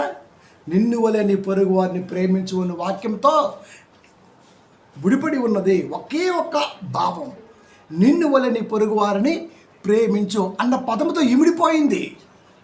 మరి ఇన్ని గ్రంథాలు, ఇంతమంది ప్రవక్తలు, ఇన్ని పేజీలు ఎందుకయ్యా అంటే అది అవసరం. చదువుకుని ముందుకెళ్ళటానికి అవసరం. కాబట్టి ప్రియమైన దేవుని పిల్లారా, యెహోవా మాటలన్నిటినీ రాసి ఎవరో దూతల ద్వారా పలకబడిన మాటలని మోసే కానీ ఇతర ప్రవక్తలు కానీ విని రాశారు. రాయబడిన వాడికే క్రెడిట్ వెళ్ళింది తప్ప చెప్పేవాడికి వెళ్ళదు. అది దూతలకు వెళ్ళదు. దూతలంటే పరిచారకులు. పనివాడికి ఎందుకు వెళ్ళిద్దండి? పనోడికి ఎందుకు వెళ్ళిద్ది? మన బ్లడ్కి వెళ్ళిద్ది కానీ పనోడికి ఎందుకు వెళ్ళిద్ది? సేవకుడికి ఎవడో కూడా అంత ప్రిఫరెన్స్ ఇవ్వడు. నమ్మకస్తుడు మంచిది. ఎందుకంటే అబ్రహాము గారు కూడా బాధపడుతున్నారు. అయ్యో ఇంత ఉంది కదా, ఇది నాకు కాకుండా పోతుంది కదా, మరి పెద్ద ఆయన ఉన్నాడు నమ్మకస్తుడు. కాదు ఇలా జరగాల్సిందే అంటే వారసుడు కావాల్సిందే, వారసుడికే వర్తించిద్ది అని చెప్పాడు అక్కడ. కనుక పనివాడికి వర్తించదో, పనివాడు దూతలకు ఎలా క్రెడిట్ ఇస్తాడు? ధర్మశాస్త్రం రాస్తే క్రెడిట్ యెహోవా దేవుడు ఇవ్వండి. ఈ పాలుగాడు ఇవ్వటానికి ఎవడివ్వటానికి? అంతేనా? ఇంకో మాట కూడా ఉంది, 31:9 ద్వితీయోపదేశ కాండము. మోసే ఈ ధర్మశాస్త్రమును రాసి అన్నది అక్కడ. దేవదూతల ద్వారా నియమింపబడిన ధర్మశాస్త్రమును పొందితిరి కానీ దానిని మీరు గైకొనలేదు అంటే అర్థం ఏంటి? నీకు ధర్మశాస్త్రం అయితే రాగలిగింది కానీ అది చదివి దానిలో ఉన్న భావాన్ని నీ ముఖానికి ఎప్పుడు అందలేదు అని తిట్టకనే తిట్టాడు. సురక వెయ్యకనే వేశాడు 7:53లో. ఎవరో ఇది రాసింది, ప్రారంభ పలుకు రాసింది ఎవరో? ఇద్దరు రాశారు కదా మరి అపోస్తల కార్యాలని. ఒక ఆయన లోకా రాశాడు, 9 తర్వాత పేతురు గారు రాశారు. ఇది ఎవరు చెబుతున్నారు? లోకా చెబుతున్నాడు. అది అపోస్తల కార్యాల గ్రంథకర్తలు ఇద్దరైతే కొంత భాగాన్ని లోకా గారు రాస్తే ప్రారంభంలో, ఆ తర్వాత పేతురు గారు రాశారు. ఇప్పుడు ఎవరు చెప్తారు ఈ మాట? లోకా చెబుతున్నాడు. ఏమని? స్పష్టంగా దూతల ద్వారా నియమింపబడిన ధర్మశాస్త్రమును మీరు పొందితిరి కానీ దాన్ని గైకొనలేదు. గైకొనడం అంటే పరిశీలించలేదు, అబ్జర్వ్ చేయలేదు, దాని గురించి లోతైన ఆలోచనకు మీరు వెళ్ళలేదు. వెళ్ళి ఉంటే ఇప్పుడు నేను చెప్పిన ప్రసంగం ఎప్పుడు వాళ్ళకి అర్థమయ్యేది. పలికింది దూత, పలికించింది పరిశుద్ధాత్మ దేవుడు యెహోవా ప్రేరణ చేత, పలికినబడిన వాటిని విని రాసింది ఆయా గ్రంథకర్తలు. ఇప్పుడు ధర్మశాస్త్రం గురించి మాట్లాడుతున్నాం కాబట్టి ధర్మశాస్త్రాన్ని మోషే వినాడు, రాశాడు. అది ధర్మశాస్త్రం క్రెడిట్ అనేది మోసేకి చెందుతుంది తప్ప దూతలకు చెందదు. అలా చెంది ఉంటే ఒక ధర్మశాస్త్రమే కాదు, ఆ తర్వాత యెహోషువ గ్రంథము కూడా దూతలకే వెళ్ళాలి. అక్కడి నుంచి ప్రారంభిస్తే లాస్ట్ యోహాను రాసిన ప్రకటన వరకు కూడా దూతలకే వెళ్ళాలి. అంతేగాని అపోస్తలుడైన పౌలు కొరింథీ సంఘానికి రాసిన మొదటి పత్రిక అని రాదు. పలానా దూత కొరింథీ సంఘానికి పౌలు గారు చెప్పిన మాటలు అని రాయాలి. గల్తీలకు రాసింది ఎవరయ్యా అంటే పౌలు అని చెప్పేస్తాం మనం. పౌలు చెప్పింది ఎవరయ్యా అంటే దూతలే కదా. మరి ధర్మశాస్త్రం మోసే రాయలేదు, దూతలు రాసినాయి అంటే మరి అపోస్తల కార్యాలు కూడా ఎవరు రాయాలి? రోమపత్రిక ఎవరు రాయాలి? మిగతా పత్రికలు ఎవరు రాయాలి? సరిగ్గా సువార్తలు ఎవరు రాయాలి? అన్ని దూతలే. అంటే ఈ బైబిల్ రాసింది మనుషులు కాదు, దూతలు అని చెప్పాడు యెదవ. వీడు దైవ సేవకుడు, వీడికి మళ్ళీ మనం గారు అని పేరు పిలవటం. నేను ఎవరిని గారం పిలవడం, అంత అవలగాలే ఉన్నారు. వాక్య రాను అవలగాడే అంటాం. మరి పిల్ల పుట్టపోతే కొజ్జానం అండి. మనం పెళ్ళి అయిన తర్వాత 1 year చూస్తాం, పిల్ల పుట్టపోతే ఇన్ని కొజ్జానే అంటాం. 100% ముద్ర వేస్తాం అంతే. 1 yearలో పుట్టేయాలంతే పిల్లలు. లేకపోతే ఖచ్చితంగా వీళ్ళు లోపం ఉందంతే, వీళ్ళు లోపుకున్నాడు. వాళ్ళ లోపం దాచుకోకూడదు. పిల్లమని ఎడతాడు గొడ్డుపోతురాలని. మా ఊరిలో అట్టే ఉంది. ఆమె చచ్చిపోయింది, ఆడు పెళ్లి చేసుకుని ఇప్పుడు 2 పిల్లలు పుట్టారు వాడికి. ఇంతకు గొడ్డుపోతే ఆడదా మగవాడు? మీరు చెప్పండి. ఇలా ఉంటుంది. ఇంకా ప్రియమైన దేవుని పిల్లలు, వీడిని ఏమన్నా మీరు బైబిల్ సక్రమంగా చెప్తే పాస్టర్ గారిని ప్రబోధిస్తావు. నువ్వు తప్పు చెప్పావనుకో నేను అవలగాడనే చూస్తాను నేను. దేవుడు అలాగే చూస్తాడు. మరి చాలామంది ఆలోచనలు వాక్యం మీద ముడిపడి ఉంటాయి. ఆ ఆలోచన జరిపేవాడిని ఏమంటారు మీరు చెప్పండి? ఒకడికంటే ఎయిడ్స్ ఉందంట. నేను ఒక్కడనే సావటం ఎందుకని చెప్పేసి 350 మందికి ఎయిడ్స్ అంటించినట్టు వాడు. వాడిని ఏమనాలి చెప్పండి? రాక్షసుడు అనాలి, ఇంకేమనాలి మీరు చెప్పండి? అలాంటి వీడు నరకానికి పోకుండా వాడికి అర్థమైపోయింది. అమ్మా నేను బైబిల్ తప్పు చెప్పినా ఇది నాకు అర్థం కావట్లేదు, నా తప్పుడు పోతా, నేను ఒక్కనే పోతాను. నేను ఒక్కనే ఎందుకు పోవాలి? నన్ను నమ్మి ఎవడైతే వస్తున్నారో ఈ గోలీగాళ్ళు విశ్వాసులు వీళ్ళందరం తీసుకెళ్ళిపోతున్నారు నరకానికి. అది రాజశవం అంటే ఒంటరిగా పోదంట. తెలుసా? రాజశవం ఒంటరిగా పోదంట. అక్కడ దాకా ఎందుకండి? ఇప్పటికీ గ్రామాల్లో కానీ అక్కడ కానీ ఇక్కడ కానీ చాలా ప్రాచుర్యం ఉన్న పదవిడి దశ. మంగళవారం ఎవడం జరిగితే మనం ముందే లెక్కెత్తా ఈ ఊర్లో ఈ నెలలో పోతారు. ఇక నిజంగా పోతారు, అదేందో తెలియదు. కానీ మంగళవారం ఊరు ఒకటి పోతే దాని వెనకాల హిస్టరీకి తర్వాత సంగతి, దాంతో మనకు వద్దు. కానీ ఖచ్చితంగా లెక్కెత్తా ఇలా మంగళవారం వీడి పోయిందంటే మారు పోతారు ఈ సాగుని. టప్ప టప్ప టప్ప టప్ప పోతనే ఉంటారు. అది సాంప్రదాయమా లేకపోతే వెనకాల ఇంకేమైనా ఉందా? ఇప్పటికీ అన్నటువంటి ఒక మిస్టరీ అది అలాగే ఉండిపోయింది. Of course I know that, నాకు తెలుసాను కదా, వేరే విషయం. కానీ కాబట్టి ప్రియమైన దేవుని పిల్లలు అంటే పరిశీలన, దేన్నైనా పరిశీలించటం. కాబట్టి ధర్మశాస్త్రాన్ని రాసింది ఎవరయ్యా అంటే మోషే. స్పష్టంగా కనబడుతుంది. 24:4 నిర్గమా మళ్ళీ చదువుతున్నా చూడండి. మోషే యెహోవా మాటలన్నిటినీ రాసి, ధర్మశాస్త్రం అనేది దేవదూతలు రాసినవి కానీ మోషే రాయలేదు అన్నాడంటే ధర్మశాస్త్రం అనేది యెహోవాకు సంబంధం లేదు, యెహోవా చెప్పింది కాదు అని చెప్పాలి. సంఘంలో చెప్పుతో కొడతారు. 2:31 ద్వితీయోపదేశకాండము. మోషే ఈ ధర్మశాస్త్రమును రాసి, కళ్ళు దుబ్బా, కాకులు ఎత్తుకుపోయా, ఎందుకు అర్థం కావట్లేదు? ధర్మశాస్త్రం అండి పెద్ద బాల శిక్ష అండి మనకి. నిజమే రోయ్. రాంది కలెక్టర్ అయినా సరే కలెక్టర్ కాడు. నువ్వెంత పెద్ద చదువుకున్నా నువ్వు రాయాల్సింది ఆ అచ్చులు అల్లులే, ఆ అమ్మహానే, అదే. అవన్నీ కలిపితే పదాలు అవుతాయేమో, నీ చదువుకు ఒక సంస్కరణ ఇస్తాయేమో, కానీ ఆ పదాలు మొత్తం కూడా నువ్వు చిన్నప్పుడు PP1, PP2, PP3, LKG, బోకేజీ ఏవైతే ఉన్నాయో అవన్నీ అక్కడే.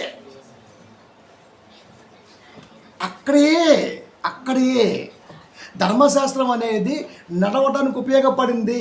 నువ్వెంత పరిగెత్తిన, ఉసేన్ బోల్ట్ లాగా నువ్వెంత పరిగెత్తినా, మోఫ్రా లాగా నువ్వు 5,000 మీటర్లు పరిగెత్తినా నువ్వు ఖచ్చితంగా అక్కడే ఉంటావు, అక్కడే అడుగుపడుద్ది.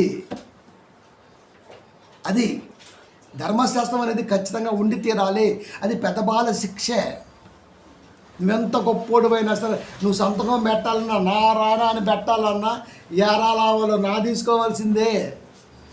ఆ 4 కూడా యారాలావాలని ఉన్నాయి. అది ఆ నుంచి బండిరా వరకు నువ్వు ఖచ్చితంగా వాడాల్సిందే. కాబట్టి ప్రియమైన దేవుని పిల్లారా, అక్షరజ్ఞానం లేనివాడు అయ్యగారు అయిపోయాడు, అబద్ధాలు ఆడేవాడు బోధకుడు అయిపోయాడు. బుర్ర తక్కువ వాళ్ళందరూ విశ్వాసులు అయిపోయారు, అవలగాళ్ళంతా సంఘ కాపులు అయిపోయారు. ఇలా ఉంది. ధర్మశాస్త్రమును రాసి అన్న పదం ఉందా? స్పష్టంగా ఉంది. అంతేకాదు యెహోషువ గ్రంథములో కూడా ఎంత స్పష్టంగా ఉందో చూడండి. 8:32 యెహోషువ గ్రంథము. మోసే తర్వాత అంతటి బలాన్ని నెత్తి మీద పెట్టి మోసకొచ్చింది ఎవరైనా ఉన్నారంటే యెహోషువనే. పాలస్తీనా నడిపించింది ఎవరైనా ఉన్నారంటే యెహోషువనే. మోయాబు మైదానములో మోసే ఆగిపోయి అక్కడే మరణిస్తే అక్కడి నుంచి భుజాన్ని భారాన్ని ఎత్తుకున్నటువంటి వ్యక్తి ఏనే. ఆయన ఏమంటాడు తెలుసా? మోసే ఇజ్రాయేలీలకు రాసి ఇచ్చిన ధర్మశాస్త్ర గ్రంథమును అని రాశాడు. ఎవరు రాసింది?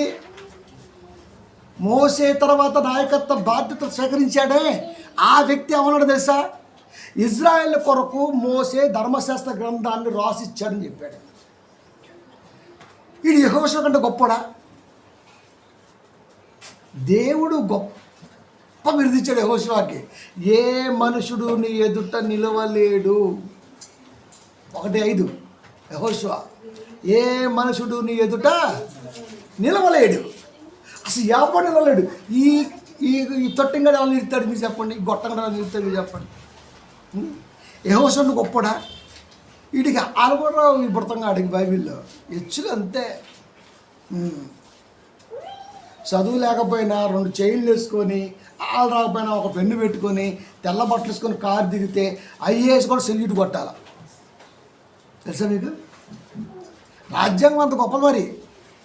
అది చదువు లేకపోయినా, సంస్కారం లేకపోయినా, రాజ్యాంగం మీద ఏమి లేకపోయినా వాడు మిమిక్లు చేసి ఎమ్మెల్యే అయితే IAS ఆఫీసర్ కూడా లేచి నిలబడి సెల్యూట్ కొట్టాల్సిందే. వాడు IAS, ఇటు 10th ఫెయిల్డ్. తెలుసా? ఎందుకు? ఆనాడు ఉన్న పరిస్థితుల్లో చదువుకుంది వాళ్ళే కాబట్టి, ఆ వాళ్ళకే అందిద్ది కాబట్టి వాళ్ళకు కూడా కాదు మిగతా శబ్బండ వర్ణాల పిల్లకు అందాలి అని అంబేద్కర్ గారు ఆలోచించి చదువు లేకపోయినా రాజ్యాంగంలో ఒక రాజ్యాధికారాన్ని పొందుపరిచాడు. అంత గొప్ప ఆలోచన చేశాడు ఆయన. అది ఈ రోజున మిస్యూజ్ అయిపోతుంది. అది అంటే మనకు కూడా హక్కు ఉండాలి. మనకు చదువు లేదు, కానీ అధికారం అయితే ఈ చదువుకున్న వాడు నీకు నమస్కారం పెడతారు అన్న కాన్సెప్ట్తో రాశారు అక్కడ. దాన్ని నెహ్రూ వద్దన్నాడు, గాంధీ వద్దన్నాడు, ఆనాడు చాలామంది వద్దన్నారు. వాళ్ళకి ఎందుకే ఓటక్కని పట్టుబట్టి మరి కుటుంబంలో స్ట్రగుల్స్ ఫేస్ చేస్తున్న భారతదేశానికి రాజ్యాంగాన్ని అందించాడు మహానుభావుడు. అది వేస్ట్ అయిపోయింది. రాయ్ ఇది వేస్ట్ అయిపోతుంది. అది యెహోషువ చెప్పాడు ఇక్కడ, మోషేగా చెప్పాడు నిర్గమాకాండ ద్వితీయోపదేశ కాండంలో. కానీ మోషే తర్వాత నాయకత్వ బాధ్యత స్వీకరించి నడిపిస్తున్నటువంటి నాయకుడు ఉన్నాడే, ఆయన చెప్పాడు తన గ్రంథంలో. మోషే ఇశ్రాయేలీలకు రాసి ఇచ్చిన ధర్మశాస్త్ర గ్రంథమును అనంది అక్కడ. మోషే ఇశ్రాయేలీల కొరకు రాసి ఇచ్చిన ధర్మశాస్త్ర గ్రంథమును. మోషే ఇశ్రాయేలీల కొరకు రాసి ఇచ్చిన ధర్మశాస్త్ర గ్రంథమును ఎవరు చెప్పారు ఈ మాట?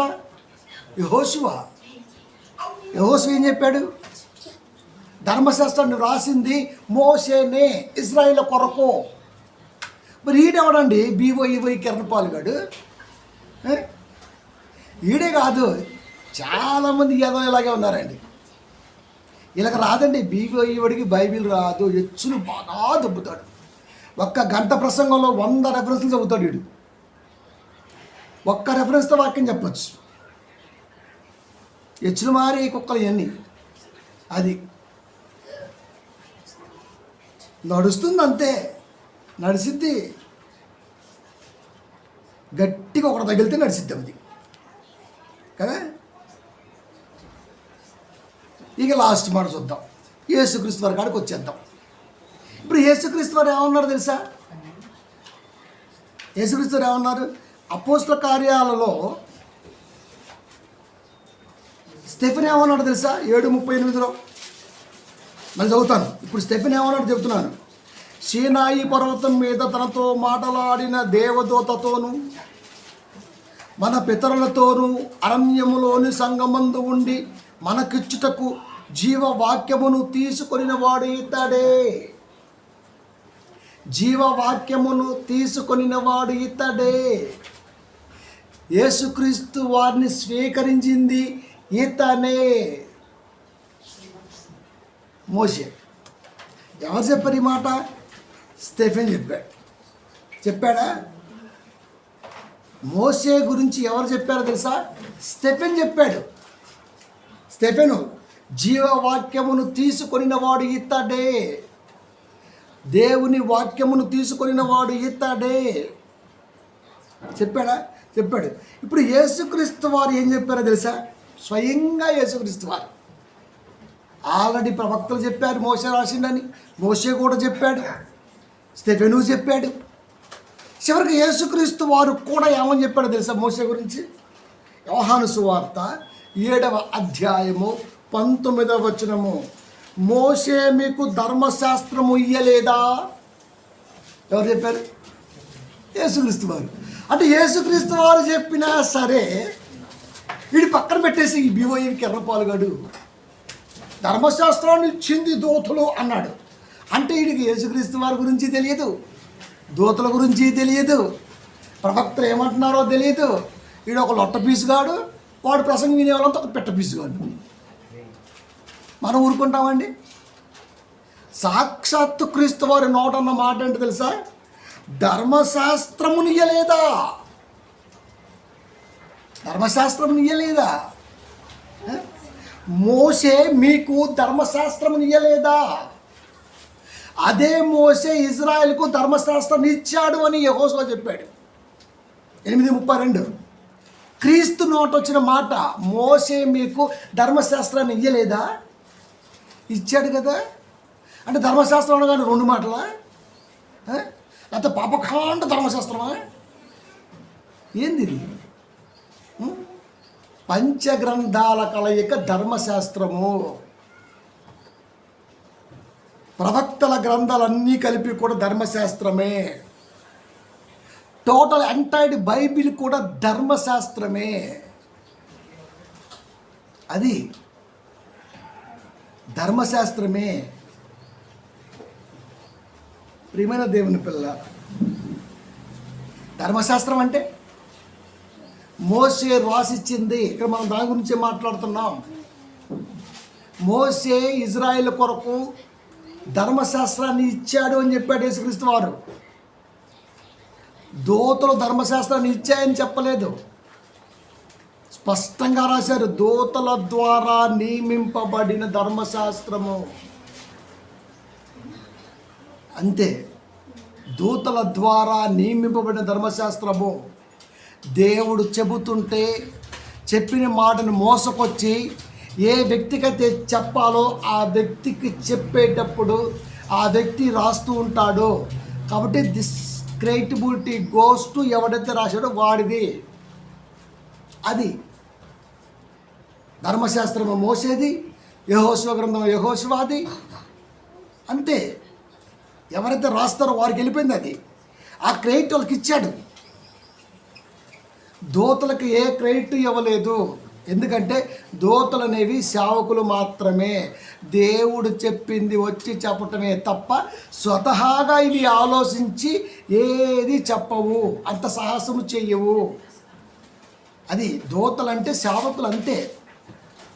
తన పిల్లల కొరకు సేవకులు. కాబట్టి దేవుడు ధర్మశాస్త్రాన్ని పంపాడు. ఒరిజినల్ అథర్ అంటారు ఇంగ్లీష్లో మనం. దేవుడు ధర్మశాస్త్రాన్ని పంపాడు. దూతలు దానిని మోషేకు అందించారు. మెసెంజర్స్ అంటాం వాళ్ళని. అది మెసెంజర్స్. దూతలు ఎవరంటే మెసెంజర్స్. మోషే దానిని విని ప్రజల కోసం గ్రంథస్థం చేశాడు అంటే రైటర్. మోషే రైటర్, దూతలు మెసెంజర్స్, ధర్మశాస్త్రం దేవుడు అథర్. ఇంత స్పష్టంగా బైబిల్ ఉన్న ఈడు నిలబడి లక్షలాది రూపాయలు పెట్టిన సభలో సోది మాటలు చెబుతున్నాడు ఈ కిరణ్ పాలుగాడు. అందుకే మీకు గ్రూపులో పెట్టిన. ఈయన్నే కాదు, ఎవరినైనా సరే కోసి ఖచ్చితంగా కారం పెట్టే తీరుతాం. మాట నీకు రూడ్గా ఉన్నా, హార్ష్గా ఉన్నా, ఎలా ఉన్నా ఖచ్చితంగా పెట్టే చోట ఖచ్చితంగా పెట్టే తీరుతాను. నొప్పి ఎక్కువైనా సరే. సిగ్గురావు మరి. నీకు బైబిల్ రాకపోతే నేర్చుకో. వచ్చిన బిల్డప్ ఎందుకు? మీకు శాన్సాలు చెప్పిన అక్షంతలు ఎవడేయాలి తెలుసా? అక్షంతలు ఎవడేయాలి? పెళ్ళి అవుతుంటే అక్షంతలు ఎవడేయాలి తెలుసా? పెళ్ళినేనండి అనమాకండి, బొచ్చున్న కోళ్ళలాగా. పెళ్ళైన వాడికి కూడా అక్షంతలు వేసే అర్హత లేదు. అక్షంతలు ఎవడేయాలంటే సత్పురుషుడై ఉండాలి. అంటే మనసులో ఏ కోచ్ అయినా కూడా ఎదుటి వారి మీద నెగిటివ్ తత్వం లేని వాడు మాత్రమే ఆ అక్షంతల్ని ముట్టే అర్హత భగవంతుడు ఇచ్చాడు. ఆ భగవంతుడు. అందుకే సినిమాలో చాలాసార్లు మనకి ఏం చెప్తారంటే దూతలు మాత్రమే పైనుంచి మాత్రమే పూలు తొలుతూ ఉంటాయి. ఏదో పాడు ఉంటుంది, సీతారాముల కళ్యాణం అని ఉందనుకోండి. మనుషులు చల్లరు, ఆకాశం నుంచి పడుతుంటాయి, వాడికి ఏమి ఉండదు. ఇంకా అది సినిమాటిక్గా చెప్తున్నాడు. ప్లేట్లో ఉన్న అక్షంతను ముట్టాలంటే ఒక్కసారి నువ్వు ఆలోచించాలా. ఇప్పటి వరకు నువ్వు ఏదైనా సరే నీ జీవితంలో ఎవరికైనా హాని చేసావా? ఇవన్నీ ఉన్నాయనుకో, నువ్వు వెనక్కి వచ్చేయాలి. నువ్వు అక్షంత చల్లకూడదు. ఇది మనకు తెలియదు. ఇక రెండోది, పెళ్ళిగానోడు కూడా తీసుకుంటాడు అక్షంతలో. నీకే లంగులు ఆడడం లేదు, నీకెందుకురా? ఇవన్నీ దగులు పోసి శాఖలు ఇవన్నీ తెలుసుకుని సావరు వీళ్ళంతా. ఏదో పుట్టామా, 4 రోజులు బతికామా, ఏదో చేసామా, సచ్చామా, అంతే. కనీసం ఒకదాన్ని డీకోడ్ చేయటమో, ఒకదాన్ని పరిశీలించటమో, ఒకదాని పరిపూర్ణమైన ఆలోచనతో ముందుకెళ్ళటమో ఈరోజు మనిషి చేయలేకపోతున్నాడు. ఎందుకంటే ప్రతి దాంట్లో బిజీ. ఇక బైబిల్ బోధాలంటే మీకు చెప్పాల్సిన పని లేదు. అంతా ఇచ్చిన వారు కుక్కలే ఉన్నారు. అది ఎంత ఇష్టం అంటే మీరు చెప్తా. పైకేమో రేకులు వేసాడు ఒక అయ్యగారు, లోపల మొత్తం సీలింగ్ వేసాడు, మొత్తం సిమెంట్ వేసాడు. ఆ రేకులు ఎందుకు మరి? సిమెంట్ ఉంటే ఏమైంది? రేకులు ఎందుకు? స్లాబ్ వేసి స్లాబ్ పైన రేకులు వేసి అవి ఏదో నిలబడి కడ్డీలు పెట్టాడు. లోపల ఏ క్లాస్గా ఇంద్రభవనంగా చేసి పడేసాడంటే మళ్ళీ ఆ ఇంట్లోకి ఎవరు వెళ్ళరు. అయ్యగారిని కలవాలంటే ఇల్లు కొద్దిగా దూరంగా ఉంటుంది. అయ్యగారు ఇటు వస్తాడన్నమాట. ఇటు వచ్చి కూర్చుంటాడు. దాన్ని ఒక చిన్నది పెట్టి ఆ తమ్ముడు కూర్చో, అరే తోడండం మట్టి ఉంది దానికి చైర్ మారుద్దాం అంటాడు. చైర్ మారుతామంటే వచ్చినప్పుడు చైర్ కొనాలి ఇప్పుడు ఇక. అది ఎందుకు ఇంత హెచ్చులు? ఇప్పుడు ఇల్లు కట్టుకున్నావు, కట్టుకోరా, ఎవడొద్దన్నాడు? మంది కొంపలాచ్చే కదా, నువ్వేమీ కష్టపడి కట్టింది కాదు కదా, కాదు కదా. ఏ కాపురైనా ఇల్లు వాడు సొంతంగా కట్టాడండి? ఏ కాపురైనా ఈ ఇల్లు మొత్తం నా కష్టంతో కట్టా అని ఒక్క కాపురం చెప్పండి. దొరకడం అలాంటి కాపురం. వీళ్ళు బైబిల్ చెప్తుంటారు, మనం వింటుంటాం. కాబట్టి ధర్మశాస్త్రం అనేది దూతలు రాయలేదు, దూతల ద్వారా పలకబడిన మాటలు. మళ్ళీ రిపీట్ చేస్తాను, ధర్మశాస్త్రాన్ని దేవుడు పంపారు, ఒరిజినల్ అథర్ ఇంగ్లీష్లో ఉంటుంది. దూతలు దాన్ని మోషేకు అందించారు, మెసెంజర్స్, స్పష్టం. మోషే దానిని విని ప్రజల కొరకు గ్రంథస్థం చేశాడు, రైటర్. అది దూతలు ఎవరయ్యా అంటే సమాచారాన్ని అందించేవాళ్ళు, అది నెట్వర్క్ కదా. కాబట్టి ధర్మశాస్త్రానికి కర్త దేవుడైతే, మోషేకి చేరవేసింది దూతలైతే, అక్షర రూపంలో రాసి భద్రపరిచింది మోషే. కాబట్టి ధర్మశాస్త్ర గ్రంథకర్త మోషేనే, దూతలు కాదు. దూతలకు క్రెడిట్ ఇచ్చాడంటే దేవుణ్ణి లేకుండా చేశాడు. ఎవడు? ఈ తొరిపాలుగాడు, తెలుసా? రీసెంట్గా హుజూర్ నగర్ మొన్న ట్రిప్ వెళ్ళినప్పుడు హుజూర్ నగర్లో చదువుతున్నాడు. వీడి గురించి నాకు తెలుసు పెద్ద మొత్తం. ఆ హుజూర్ నగర్లో క్లిప్ ఏంటి తెలుసా? అది మళ్ళీ వచ్చే వారం చెప్తా, మళ్ళీ మీకు గ్రూప్లో పోస్ట్ చేస్తా. మనకి స్పష్టంగా వింటే తప్ప అర్థం కాదండి. బైబిల్ మీద ఇంట్రెస్ట్ ఉంటే తప్ప అర్థం కాదు. వింటే బాగానే ఉంటుంది అనిపించింది, కానీ దాన్ని జాగ్రత్తగా వింటే. వచ్చే వారం ఇదే మళ్ళీ మనం చెప్పేది. భారతీయ సాంప్రదాయముల్లో కూడా బైబిల్ ఉంది అని చెప్పాడు. ఎంత భయంకరమైన మాట తెలుసా అది? దాన్ని వచ్చే వారం డీకోడ్ చేద్దాం. భారతీయ సాంప్రదాయంలో బైబిల్ ఉంటామేంద్రా నీ అయ్యా? అసలు ఏ సాంప్రదాయాల్లో కూడా బైబిల్ లేదురా. అసలు బైబిల్లోనే సాంప్రదాయాలు లేవు.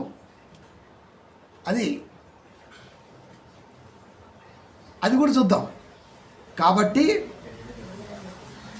అంతే, ఇంకా అక్షర జ్ఞానం లేనివాడు పాస్టర్ అయిపోయాడు, తిరిగేస్తున్నాడు, కొత్త కొత్త బోధలు చేసేస్తున్నాడు.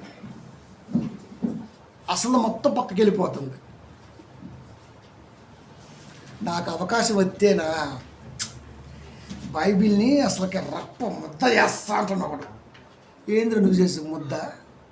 బైబిల్ ముద్ద చేస్తాడు. ఇచ్చిల్లా కొడుకులు క్రైస్తవులు, దొంగనా కొడుకులు క్రైస్తవులు. విశ్వాసాలు అలాగే ఉన్నారు, కాపర్లు అలాగే ఉన్నారు. ఎంటైడ్ అసలు దేశం మొత్తం అలాగే తెచ్చింది. అది సరుకు తక్కువ. ప్రియమైన దేవుని పిల్లలు, కాబట్టి దేన్నైనా చాలా స్పష్టంగా ఆలోచించి మాట్లాడాలి. చాలా స్పష్టంగా, ఎంత స్పష్టంగా అంటే అంత స్పష్టంగా ఆలోచించి నోరు జారకూడదు. నీకు రాకపోతే నేర్చుకో, అది వస్తేనే మాట్లాడాలి, తెలిస్తేనే మాట్లాడాలి, లేకపోతే నేర్చుకోవాలి, లేకపోతే కష్టమే. అది కాబట్టి ధర్మశాస్త్రాన్ని రాసింది దూతలు కాదు, మోషేనే. దూతలని చెప్పాడంటే వాడిని దగులుబాజీ అంటాం. అది ఇంకా చెప్పాలంటే దగులుబాజీ కంటే ఇంకేదైనా పదం వాడితే ఇంకా బాగుంటుంది. అది కాబట్టి ప్రియమైన దేవుని పిల్లరా, ధర్మశాస్త్రం లాస్ట్ ముగిస్తాను. ధర్మశాస్త్రం అనేది తన ప్రజలు ఎలా జీవించాలో నిర్దేశించేది. ఎంటైర్ ధర్మశాస్త్రం గురించి దేవుడు చెప్పిన ఒక మంచి మాట. ధర్మశాస్త్రం అనేది తన ప్రజలు ఎలా జీవించాలో నిర్దేశించేది. దీన్ని హిబ్రూలో తోరా అంటారు. అందుకే ముస్లిం సోదరులు వాళ్ళ నిఖా విషయాల్లో తోరా చదువుతారు, అంటే దేవుని మాటలను ధ్యానించుకుంటారు. అది హిబ్రూలో దాన్ని తోరా అంటారు, ధర్మశాస్త్రాన్ని. ఓకే, కాబట్టి ఏ పదం ఏది జరిగినా సరే ధర్మశాస్త్రం అంటే తన ప్రజలు ఎలా జీవించాలో నిర్దేశించేది. పెళ్ళిలోనే ఎందుకు చదువుతారయ్యా ఈ తోరానంటే అక్కడి నుంచే వారి జీవితం ఒకటి కాదు రెండైన ఒక ఆలోచనతో నడిచే జీవితం అని, ఇద్దరు ఎలా ఉండాలో నేర్పించడానికి దేవుళ్ళలోని కొన్ని మాటలు తీసుకొని వాళ్ళు అక్కడ సత్శీలుగా ఉండటం కొరకు వాళ్ళ మనసులోకి దేవుడి ఆలోచన నింపుతారు. దూతల ఆలోచన కాదు, దేవుడి ఆలోచన నింపటం వల్ల ఏమైందయ్యా అంటే భయపడి జీవితాన్ని కొనసాగించుకుంటారన్న ఒక నమ్మకంతో దాన్ని చదువుతారు. అక్కడ దేవుడు ఇలా చెప్పాడు, ఇలా ఉండమన్నాడు, ఇలా ఉంటే ఇష్టపడతామన్నాడు, ఇలాంటి పదాలు ఇరువురు వినటం వలన ఏమైందయ్యా అంటే భయం జాగ్రత్తతో కూడి జీవితాన్ని సాగిస్తారు. అందుకే తోరాని చదువుతారు. ఇక మనం ధర్మశాస్త్రాన్ని ఎప్పుడు చదువుతామయ్యా అంటే మనం ఎప్పుడూ చదవం. క్రైస్తవులు ధర్మశాస్త్రాన్ని ఎప్పుడూ చదవరు. వాక్యాలు వస్తే రెఫరెన్స్ వాడుకుంటారు, దాన్ని వదిలేస్తారు. అది ఎప్పుడు వాడతారా అంటే మనం కూడా పెళ్ళిలోనే వాడతాం. అది అది అది కూడా అంతే. అటు కుక్కలు అరుతుంటాయి, ఇటు కుక్కలాగా విశ్వాసం అరుతుంటారు. పెళ్ళి జరుగుతుంటే వాళ్ళిద్దరు ఏం మాట్లాడుతున్నారో మనకు వినబడదు. ఇక్కడ గుసగుస, చీర బాగుంది, ప్యాంటు బాగుంది, జిప్పు బాగుంది, ఏ కంపెనీ ఎప్పుడు చూపించాలి ఇప్పుడు జిప్పుడు ఇక్కడ. అది మగోళ్ళే ఇలా మాట్లాడతారు, ఆడలే అలా మాట్లాడతారు. గోల గోల, అసలు ఏం జరుగుతుందో తెలిసి సావదు. ఆ పక్కేమో కదలేమో బొచ్చలు మోగుతుంటాయి, సౌండ్లు టుప్ప టుప్ప అని కొట్ట కొట్టకొని ఎగురుతుంటాయి. బొవ్వ ఎప్పుడు తిన్నోళ్ళలాగా. ఒక పక్క కుక్కలు చూస్తుంటాయి, ఇటు కుక్క కంటే గోళంగా ఈడు చూస్తుంటాడు, ఒంటి గంట అయితే బొక్కలు చూస్తుంటాడు. మరి రెండు జంటలు ఒకటవుతున్నాయి, రెండు జీవితాలు ఒకటవుతున్నాయి. వాళ్ళు చాలా జాగ్రత్తగా ఉండాలి. కాపురు అనేవాడు ఏదో చెప్పాలనుకుంటున్నాడు, అసలు ఇది ముందుకి రాదు. కాబట్టి ఇంత ఫెయిల్యూర్ ఉంది కాబట్టే ప్రపంచం యావత్ ఈ రోజున కంప్లీట్ స్ట్రగుల్కి వెళ్ళిపోయింది. దాన్ని ఎవ్వడు ఏం చేయలేడు. కూర్చొని గేమ్స్ ఆడుకోవడమే మన వల్ల ఏం కాదు. ఎందుకంటే దేవుడి మాట ఎక్కడా కనబట్టలేదు. అది ఎవడేం చేస్తాడు ఇంకా. కాబట్టి ప్రియమైన దేవుని పిల్లరా, ఇక అట్లా సావటమే, మనం ఏమీ చేయలేం. ఇంత తప్పుడు పోతే రౌండ్ చేస్తుంటే మనం ఏం చేస్తామండి. వాడేవాడు ఉండ కదా, ఇమ్మానుయేల్ మినిస్ట్రీస్ అధినేత మదనపల్లి, ఏం పేరు ఆ ముసలి కుక్క పేరు, ఏం పేరు, రాజశేఖర. వాడు అంటున్నాడు, మనం చెప్పాం కదా, రీసెంట్ ఈడు కూడా మొదలయ్యాడు. మీ ఆస్తి అంతా సరే డ్రా చేయండి అంటున్నాడు. డ్రా చేసి అయ్యగారి అకౌంట్లో వేసేయండి. ఏ అయ్యగారి అకౌంటు సూరారంలో కొద్దిగా ఉన్నాడు, వాడి అకౌంట్లో వేసేయండి. నిజమే, నేను అబద్ధం చెప్పట్లా. కాబట్టి ఆ వీడియో కూడా పెడతాను మీ గ్రూప్లో చూడండి. ఒక తమ్ముడు 50,000 వేసాడు. చిచ్చి నాకు చాలా బాధ వేసింది. 50,000కి చిచ్చినా ఎంత వేయాలి ఇప్పుడు? 50,000 సంపాదిస్తున్నాం, 10,000 వేస్తావా? దేవుడు 50 ఇస్తే 10 ఇచ్చావా? రేపు నువ్వు చచ్చిపోతావు అంటాడు. అంతే.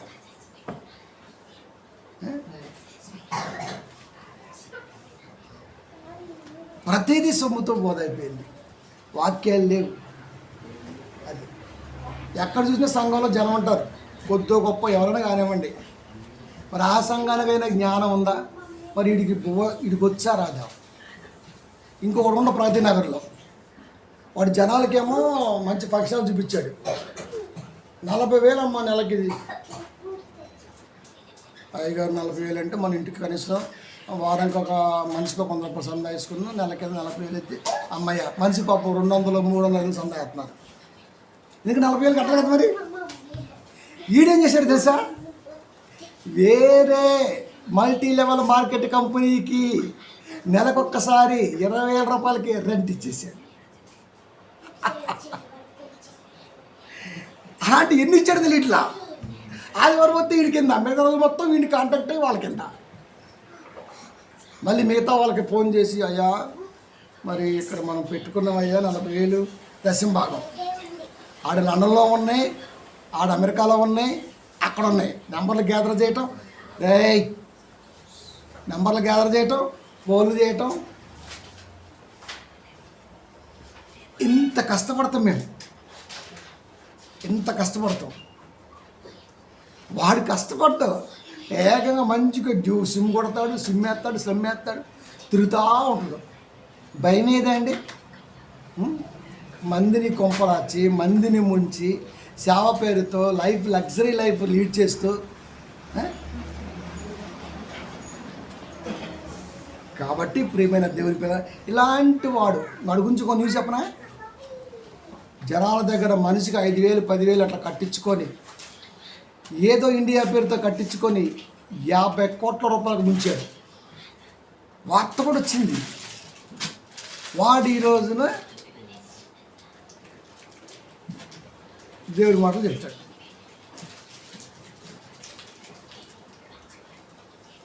ప్రియమైన దేవుని పిల్ల, నిజంగా వాక్యం చెప్పేవాడికి ఎదుటివాడి దగ్గర డబ్బుని ఆశించే ఆ నరం ఉందే, అది చచ్చిపోద్ది. అది చచ్చిపోవాలి కూడా,